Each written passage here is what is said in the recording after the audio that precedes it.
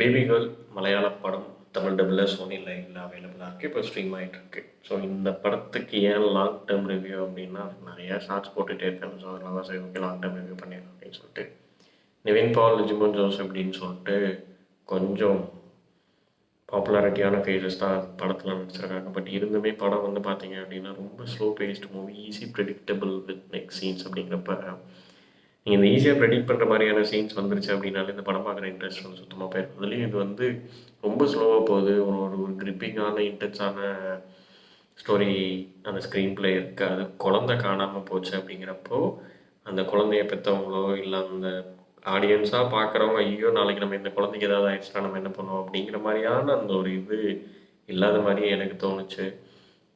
அந்த குழந்தைய கொண்டு போயிட்டு ஒரு பப்ளிக் டாய்லெட் மாதிரி ஒரு இடத்துல வைக்கிறாங்க. அந்த செட்டு வந்து ரொம்ப அப்படியே ஒரு மாதிரி ப்ரொஜெக்ட் ஆகிருந்துச்சு. அது அந்த இடத்துல ஒரு மாதிரி எதனாவது ஒன்று பண்ணிக்கலாம்.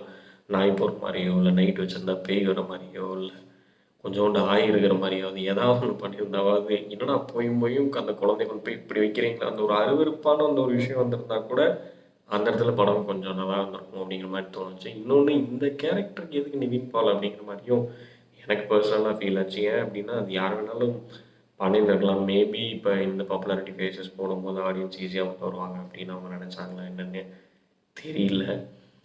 அதான் சொல்கிறேனே ரொம்ப ஸ்லோவாக போகும். நீங்கள் ஏதாவது ஒரு இடத்துல பீக்காய் அப்படியே அடிச்சுட்டு போகும் அப்படின்னு நினைப்பேன். நம்ம மலையாள படத்துக்குன்னே அந்த ஒரு இதோடு போய் நம்ம உட்காந்து பார்ப்போம். அந்த இது வந்து இந்த படத்தில் ரொம்ப மிஸ் ஆச்சு.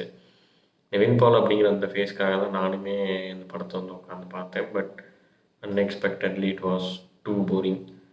அண்ட் என்ன சொல்கிறது, ஒரு ஆவரேஜுக்கும் பிலோவான ஒரு படம் தான் இந்த படம்.